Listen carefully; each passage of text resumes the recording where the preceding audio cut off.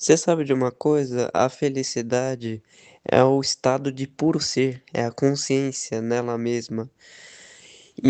E quando a gente vai vivendo a vida no capitalismo, a gente sai da fase infantil de puro ser, de viver, de dançar, de sentir tudo intensamente, de tudo ser engraçado, tudo ser legal, tudo ser novo.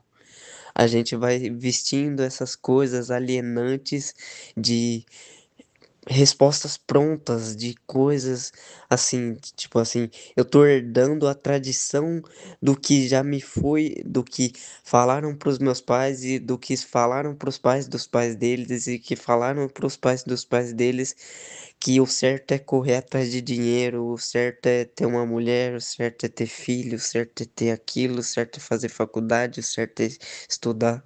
Cara, não existe certo, eu nem sei porque eu nasci na verdade. Bem-vindo de volta a uma catarse menos um trauma na sua vida. Eu tive várias discussões na internet esses dias. Eu comecei a assistir Ruptura, eu saí do meu trampo por causa que eu vou ser contratado em outro, mas até agora não foi. Então eu tô suave. Olha o som do brasileiro, filha da puta, de 86 de QI. Tô brincando, é óbvio que é brincadeira. Brasileiro não tem só isso de QI, ele tem muito menos. Eu nem acredito em QI. Tá. Olha, outro inteligente. Aí eu comentei no vídeo do dossiê do Felipe, que tem quase 20 minutos, 19:50, o maior problema do cristianismo. Eu apaguei o comentário, mas eu não devia ter feito isso. Eu gerei logo um debate da hora.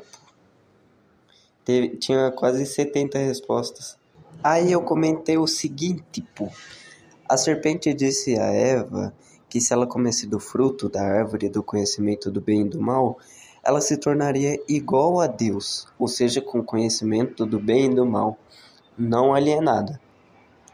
A serpente não mentiu, mas Deus puniu os três, porque ela não mentiu, ela disse que eles não morreriam, certo? Eles não morreram de primeira. Eles demoraram, ficaram o quê? 800 anos, 1000 anos vivendo aí depois de ter feito o ato. Porque se tornar igual a Deus é um pecado. Tipo assim, você não pode se tornar igual a Deus. Isso é um pecado. Tipo, se você se torna igual ao seu pai para agradar ele, isso é ruim. Deus expulsou os dois do jardim para evitar que eles comessem o fruto da árvore da vida e se tornassem imortais e perpetuassem o estado de pecado. É isso. O pecado, segundo a escolástica do medievo, diz que o mal é a ausência de Deus. O pecado seria um tipo de mal contra Deus. Primeiro, Deus sabe de tudo, mas como ele sabe o que é a ausência dele, sendo que ele está em tudo por sua onipresença e não deveria saber sobre a sua ausência, pois sua onisciência provavelmente deve ser um subproduto da sua onipresença, que deve ser um produto da sua onipotência, que é aquele que tudo pode. Porque Deus precisa perguntar a eles se comeram do fruto, se eles já sabiam. E eu já sabia da resposta. É porque ele fez perguntas retóricas.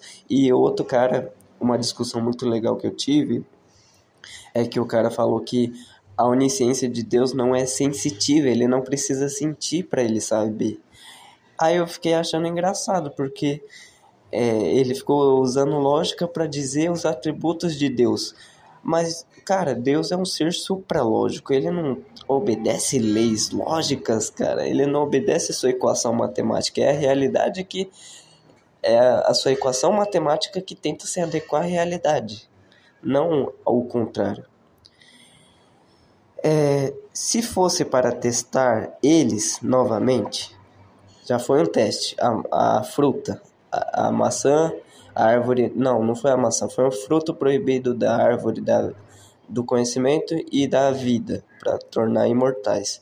Por que que ele deixou especificamente uma árvore para imortalizar eles? Eles não podiam. É mesmo, né? Mas eles já eram imortais nesse sentido. Ele foi lá e surrupiou a imortalidade deles. mesmo sabendo que ele já iria puni-los da mesma forma. Qual o sentido disso? Jesus morreu para me salvar do quê? Se eu mesmo não tenho culpa de nascer e herdar o pecado original e o livre-arbítrio. Se a regra se a regra que me foi dada é ser livre acima de todas as coisas, por que eu devo ser punido por seguir essa mesma regra? Aí nesse meio tempo comentou um cara, eu só sei que eu virei momentaneamente um rei e o inimigo máximo de várias pessoas. Eu fiz uma rinha, eu fui como é que se chama? Meio que eu virei dono de um bando de crentes durante um período de tempo. Um instante eu virei dono deles. Dono do triplex da cabeça dos caras. Aí o Cassiano foi o primeiro a comentar. Esse é um novo estilo de raciocínio em que você pergunta e depois responde de uma forma porca e tem essa resposta como sendo verdadeira e depois passa para um resultado ainda mais porco. Confesso que essa forma de raciocinar me era desconhecido. KKKKK. E tipo assim, é engraçado, tá ligado? O que eu comentei? Não refutou categoricamente nada do que eu disse, apenas jogou um juízo de valor subjetivo. Mas o que está implícito aqui formas de raciocinar peculiar não são aceitas. Para ele, só o que ele pensa é válido. Isso é normal, é de todas as pessoas com viés de confirmação. Ninguém quer a verdade, ninguém quer usar lógica. E mesmo os caras que usam lógica não querem usar lógica. Aí, ele, como uma bela massa de manobra, um belo burro do caralho, achou que eu era igual a ele. E ele comentou assim para menosprezar a minha forma de raciocinar. Com isso ele achou, ele vai parar de pensar dessa forma. Aí eu comentei, tá, mas toma então. Não, cadê? Toma mais então. Tá, mas se a Eva ao decidir comer o fruto de nenhuma forma... Mas a Eva ao decidir comer o fruto, de nenhuma forma sabia que ao se tornar parecida com Deus, levaria necessariamente a destroná-lo. É a mesma coisa que eu esquartejar o meu filho porque ele comeu um brigadeiro que eu deixei em cima da mesa, sem avisar que iria matá-lo. Outra coisa, Deus é portador dos 3 onis e até um quarto, onibenevolência. Não há de nenhuma forma como um ser humano infinitamente limitado se tornar infinitamente ilimitado por pegar apenas um aspecto de Deus. Deus já nos tornou a sua imagem e semelhança. Isso não no corpóreo, mas no mental, na alma. É como um filho que tenta se parecer com o pai para agradá-lo, o que não deveria causar ira a Deus, já que ele não deveria ser antropopático, ou seja, não deveria ter sentimentos humanos. Ao meu ver, sentimentos são coisas inferiores a uma criatura celeste e supratemporal, já que eles são contingentes e levam a processos intermediários de pensamentos. Deus não pode ter processos intermediários, pois isso significaria necessariamente que ele é imperfeito.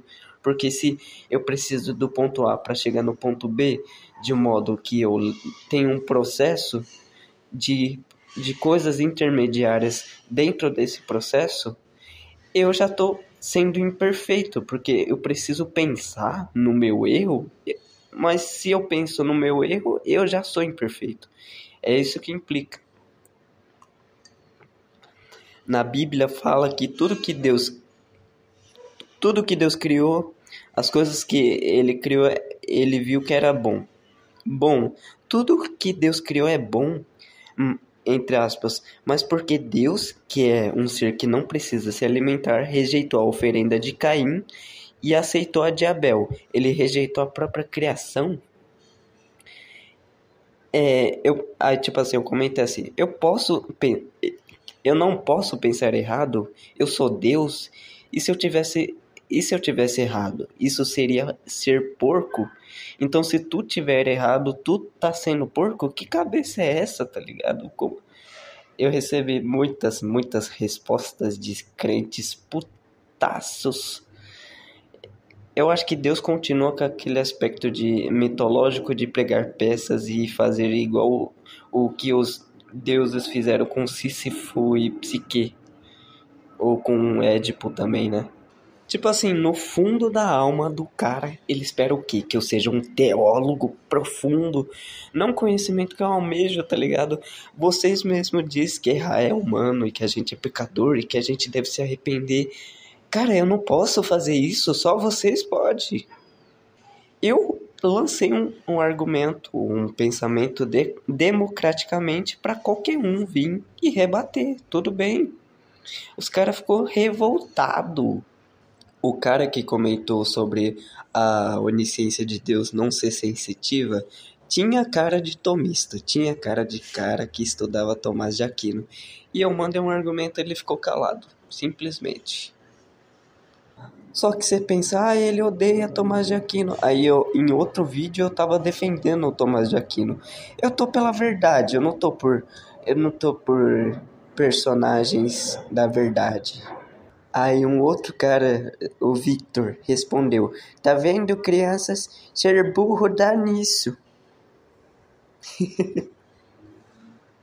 Teve um cara muito legal que comentou com a foto do Einstein, mas ele era bem cristão.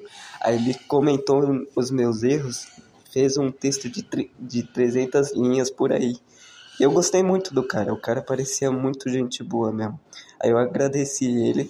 Eu tava agradecendo todo mundo pelos comentários, tipo assim, independente da pessoa me odiar, querer meu mal. Eu tô de boa, cara, isso aqui não representa nada, é uma particularidade muito pequenininha da minha vida, não representa nada pra mim.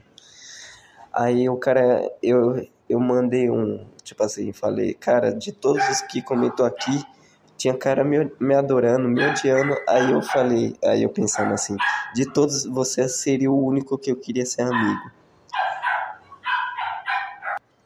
Aí ele mandou assim, igualmente, cara, agradeço pelos seus questionamentos e do seu jeito racional de argumentar. É assim que a gente evolui.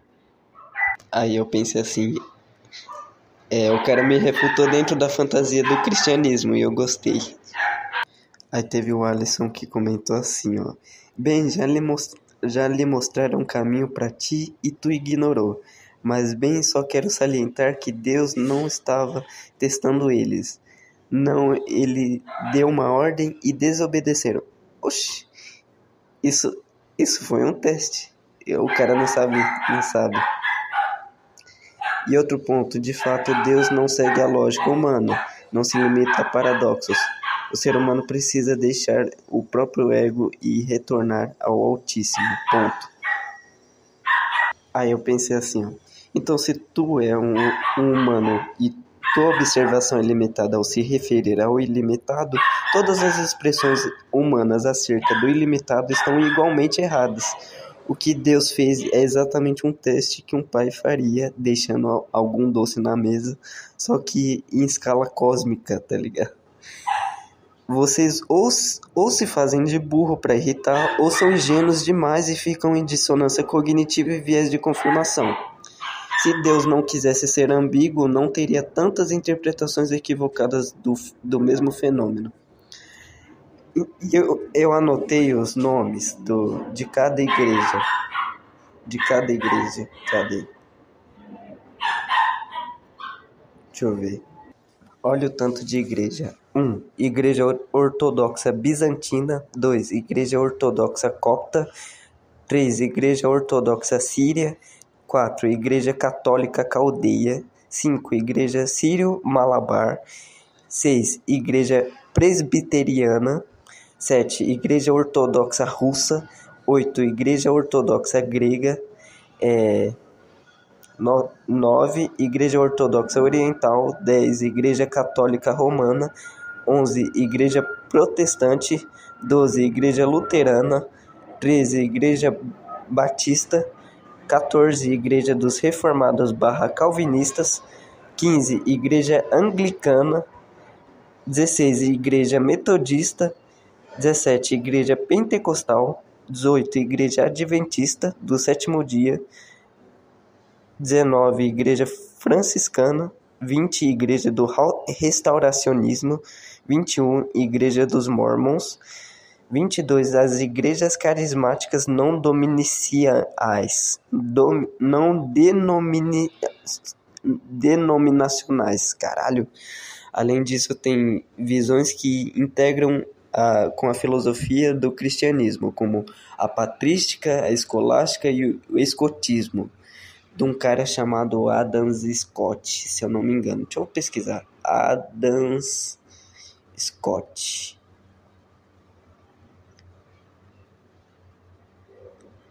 Oxi. Não. Caralho, eu falei o nome dele errado umas 3 vezes nos podcasts. É o Beato João Duns Scotus. É um escocês, um teólogo escocês. Mas quem criou o escotismo de verdade foi um cara chamado Robert Stephenson Smith Baden-Powell. Criou o escotismo em 1907 na Inglaterra. Tá. Calma aí. Eu acho que ele tá confundindo com tipo assim, ser escoteiro. Porra, vai tomar no seu cu, caralho. Filha da puta do caralho. Porra, vai se fuder, meu. Escoteiro, vai pra puta que pariu com os escoteiros, que morra todos, porra. Eu tô falando de teologia, desgraça. Puta que pariu. Tem outras doutrinas dentro do cristianismo: ortodoxia cristã, sebelianismo, patripacionalismo, adocionismo,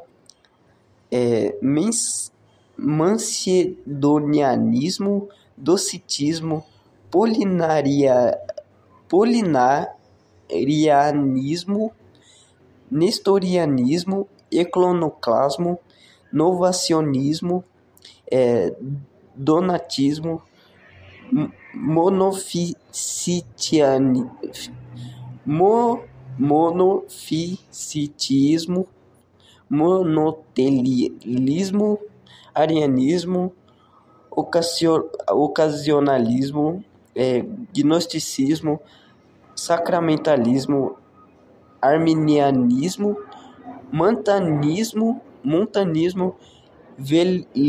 velentianismo, pelagianismo, semi-pelagianismo, socinianismo, unitarianismo, quaresmismo,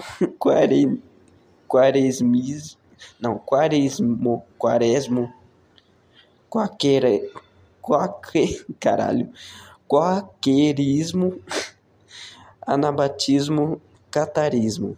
Por que essas palavras é tão difíceis de falar, meu Deus do céu? Por que tanto proselitismo na religião judaico-cristã, se nem mesmo dentro das igrejas eles conseguem se livrar do sincretismo paradoxal que causa uma autoanulação simultânea? Por que criar um ecumenismo? Olha o tanto de concílio de Nicéia. Um concílio é uma reunião de autoridades eclesiásticas para deliberar questões sobre a igreja. Ou seja, se você discorda, você é um herege inimigo da igreja. Ai, meu Deus do céu. Teve o primeiro concílio de Nicéia, o de Constantinopla 1, Éfeso, Calcedônia, Constantinopla 2, Constantinopla 3, Nicéia 2, Latrão 1, Latrão 2, Latrão 3, Latrão 4, Lyon 1, Lyon 2, Vienne, Constança, Basileia, Ferreira, Florença, Trento, Vaticano I e Vaticano II, 19 concílios 19 concílios. Cara, imagina para você sustentar tudo isso. Não teria que ter tanta contradição interna. Se o bagulho é pra uma verdade objetiva, tá ligado? Tipo, eu consigo provar Deus logicamente, mas dizer que esse Deus é pessoal e é o Deus judaico-cristão já é um non sequitur. Já é um. A conclusão não se segue das premissas. E tipo assim, você não pode ter uma opinião pessoal, tá ligado? O pessoal já fica puto, mas eles estão fazendo a mesma coisa, tendo uma opinião pessoal. Eles estão na mesma régua que você. É, aquele que luta contra monstros deve cautelar-se para não tornar-se também um monstro. Porque as pessoas que estão falando de mim como se eu não fosse totalmente objetivo, elas também não estão sendo objetivas. Aquelas pessoas que falam que eu não sou racional, não estão sendo racionais. Aí eu entrei em outra treta num vídeo do David Hume refuta o primeiro motor imóvel de Santo Tomás de Aquino. Esse título já é burro. Primeiro, o motor imóvel não é de Santo Tomás de Aquino, é do Aristóteles, porra. A primeira burrice. Aí, tipo assim, o cara quer refutar a causalidade. Aí, em um comentário, ele vira e fala: eu refutei Tomás de Aquino. Não, tipo assim, o cara não refutou nada. E mais, o primeiro motor imóvel foi uma observação aristotélica. Tomás de Aquino apenas expandiu o conceito. Aí ele refutou sim, e ponto. Aí eu comentei, coitado. Como assim tu refutou Tomás de Aquino? Primeiro, o argumento que você mandou não foi do Hume? Duas contradições aí. Os caras não sabem nada de filosofia. O motor imóvel não é do Aquino e não foi ele que refutou o Tomás. Primeiro, que o argumento nem é dele e o argumento do Tomás nem é do Tomás. Aí eu argumentei, né? E segundo, não se pode jogar a casualidade fora sem também jogar todas as possibilidades de fazer proposições com valorações logicamente verdadeiras. Isso é uma autofagia filosófica. Pois se seu argumento não possui a casualidade de pano de fundo, ela é absurda. Por exemplo, A matou B.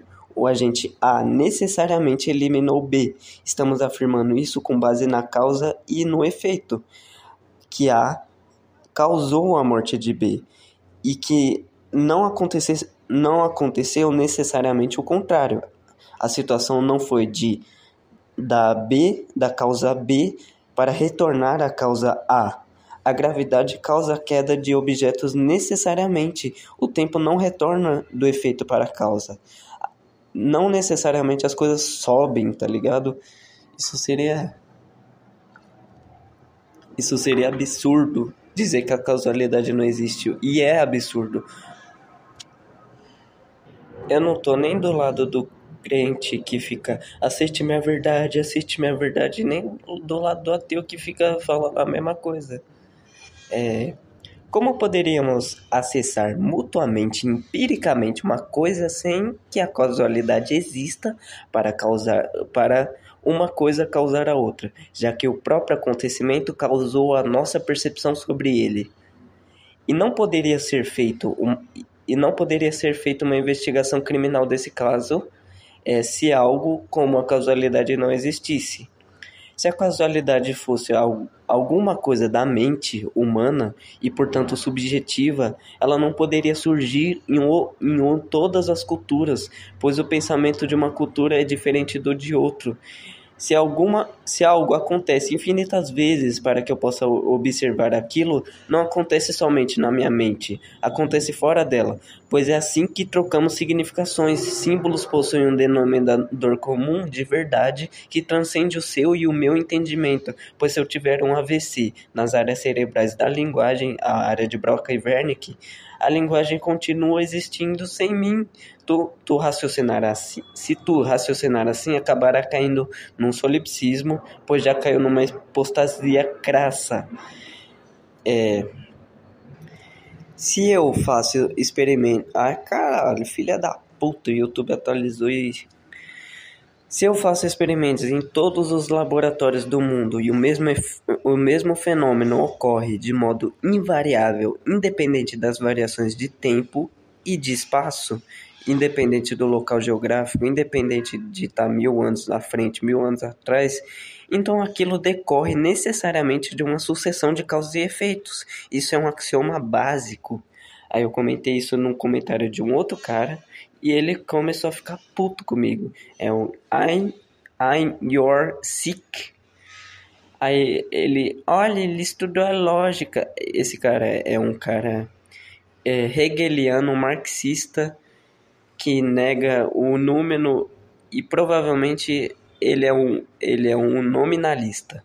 O nominalista ele é uma pessoa burra, porque ele presume que a própria negação do universal seja em si universal, ele já quebra a porra da própria perna.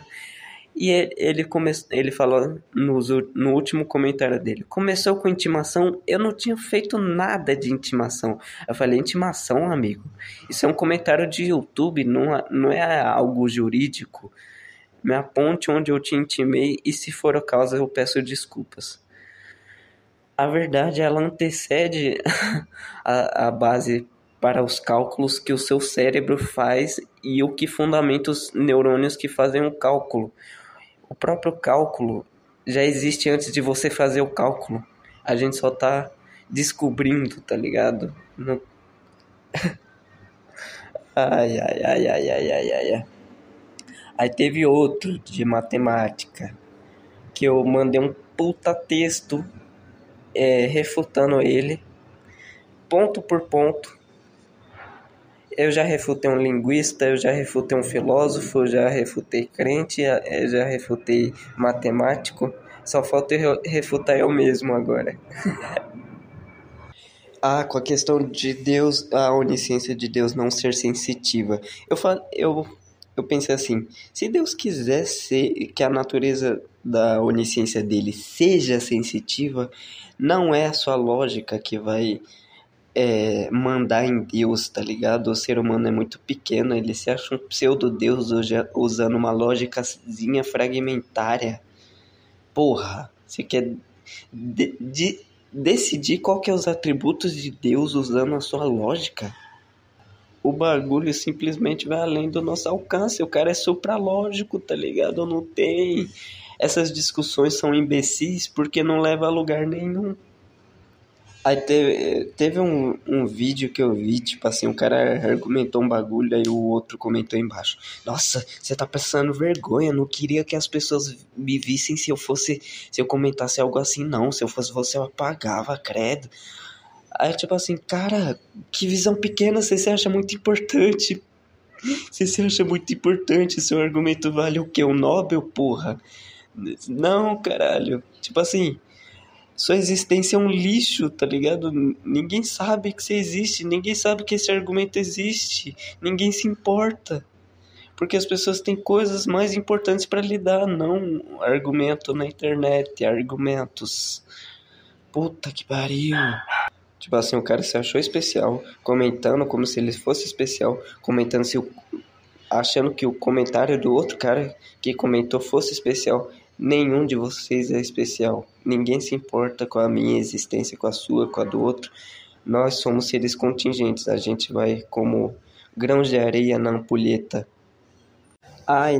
Eu acho que 2 dias depois o Lupe Locke lançou vídeo sobre a natureza de Deus, que ele falava. Aí eu, tipo assim, há algum tempo atrás eu entrei no Discord dele e comentei no chat dele: seria da hora se você trouxesse um vídeo sobre consciência e tal. Aí eu falei das coisas que eu tinha falado no podcast, uns podcasts atrás, o que é verdade, refutando Marcos Bruso, o que é verdade. Aí eu falo um pouco sobre a consciência, tipo, como os neurônios sem intenção gera intencionalidade, uma dessas questões. Aí acabou ocorrendo de dar uma pequena briga, ele ficou um pouco triste. Eu zoei o fato dele ser autista, mas, tipo assim, pra mim, não desmerecendo, tá ligado? Porque Se você me conhece do outro canal, eu falo que eu próprio sou autista, tenho uns 6 meses, 7 meses, porque por causa das características. Eu tentei ir no médico, não deu certo, é caro pra caralho. Pra ter privilégio no Brasil é uma merda. Mas tudo bem, mesmo que eu não seja. Eu, tipo assim, eu não posso brincar. Aí eu falei com o meu melhor amigo sobre isso. E ele ficou puto e eu fiquei mais puto ainda. Eu falei que ele só conversa comigo quando eu me comunico, parece um NPC, brincando. Não, eu não falei isso pra ele, eu falei pro meu melhor amigo. Aí eu falei, eu não quero mais conversar com um cara que não pode ser zoado, aí a situação é zoada. Pode me zoar de A a Z, eu nem ligo, tá ligado? Foda-se. Aí o meu melhor amigo ficou falando, peça desculpas ao Lupilock, mesmo que tu não fale isso pra ele. Aí eu falei, vai tomar no cu, Nicolas, já pedi desculpa 2 vezes, sua puta maldita. Quer que eu lamba o cara também, desgraça? O cara é adulto, só é autista. Aí ele falou, amigo, tu errou, tá, tudo bem. Aí eu falei, nem é um defeito, errei o quê, fi? É simples de resolver. É normal entre amigos zoar o outro. O cara zoava o tempo todo. É porque o que aconteceu? Ele ficou falando de pênis, pênis, pênis, fazendo uma zoeira. Eu falei a seguinte frase: você realmente é autista, não precisaria nem de diagnóstico neuropsicológico. Foi uma brincadeira sutil, leve, que o próprio Arthur Petri já falou no podcast dele quando ele recebeu o diagnóstico, tipo assim, tem determinada coisa, se você gosta dessa banda aqui, você nem precisava de ir no médico, tu já é autista, tá ligado? Eu falei no podcast O Cérebro dos Autistas que, tipo assim, eles exemplificam a frase que Deus escreve certo por linhas tortas, porque se o Einstein for, tem algo de muito maravilhoso e misterioso nessa suposta deficiência, tá ligado? Tipo assim, eu nunca falei mal, eu só... Caralho, o cara é realmente, né? Ele levou literal o bagulho. Ai, ai. Aí eu falei, o cara vai morrer igual eu, igual e eu também. Tá. Ele também me afetou com o canal dele. Eu fiquei puto tem uns 9 meses. Quer dizer, eu falei 5, mas é 9. Que diferença faz? Tu entra numa treta, 2 aspas pra cada, que nem é sua. Nem falei que o cara é preto, macaco, albino, leite azedo, nem xinguei a mãe dele, nem disse que ele é um merda por ser autista, nem disse que ele é um deficiente de merda que não vai arrumar emprego, um depravado querendo amor feminino, um carente do caralho. Então tu quer que... Hã? Caralho. Então pra que tu quer que falar de algo que foi algo leve, igual a margem? Ele fala tudo pra... Quê? Eu falo tudo pra você, idiota. Ah, tá. Você que deu atenção. Eu falo tudo pra você, idiota. Nick, eu tô com vontade de te dar uns murros, um corretivo.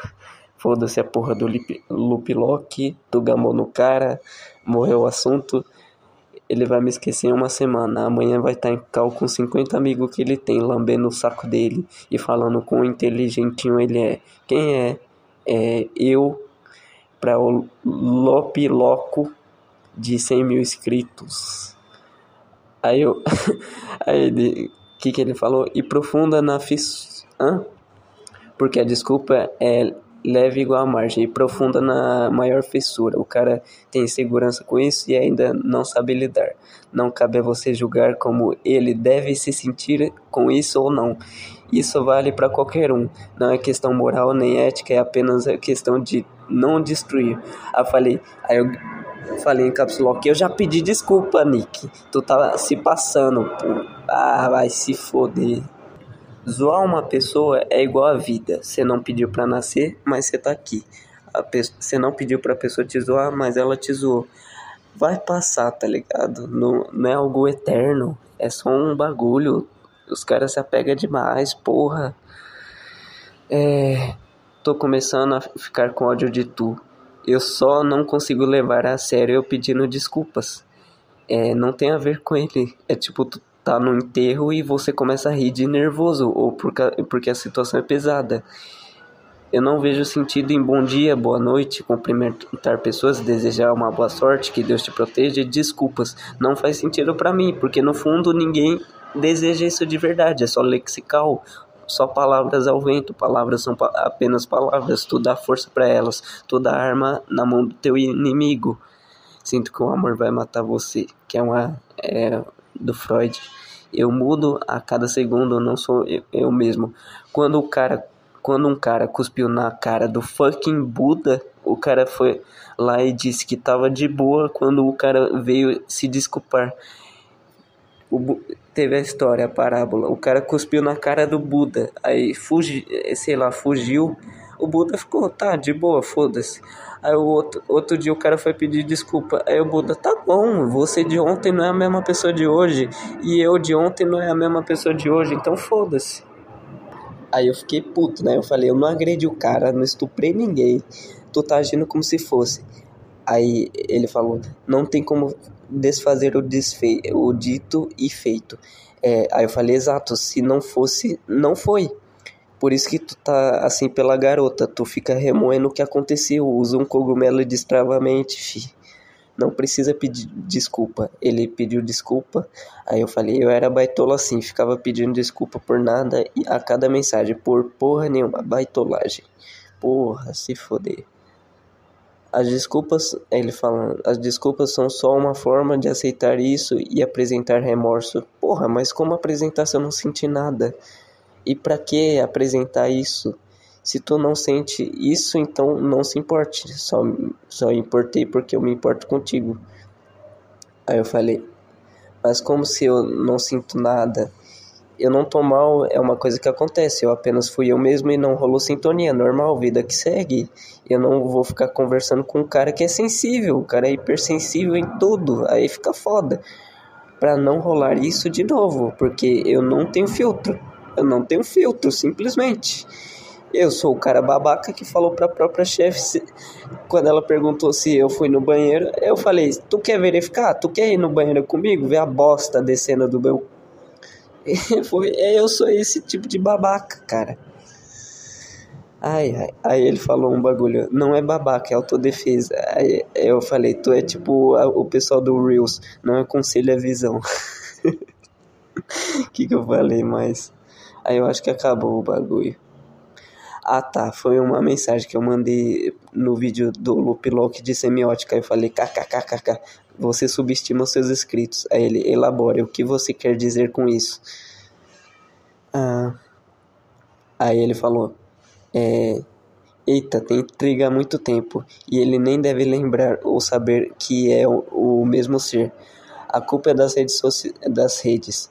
Tu faria o mesmo no lugar dele, provavelmente o poder sobe a mente. Aí ele falou, brincadeira, você é mais que vantagem e arrogância. Você é real e palpável, mesmo atrás de uma tela.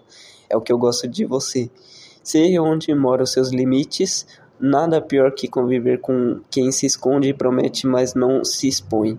Viver com silhuetas e sombras te fazem perder o tato. E o que é o homem sem o tato? Você é mais que a própria autoestima. Você é mais real que o presencial. Bom, é isso. Teve treta com o matemático, teve treta com o aleatório marxista hegeliano, teve a treta com o hegeliano negava o Kant, ficou puto falando que eu só repetia o kantismo. Aí teve treta com o matemático, com o religioso e com quem mais? Sei lá, com um monte de gente.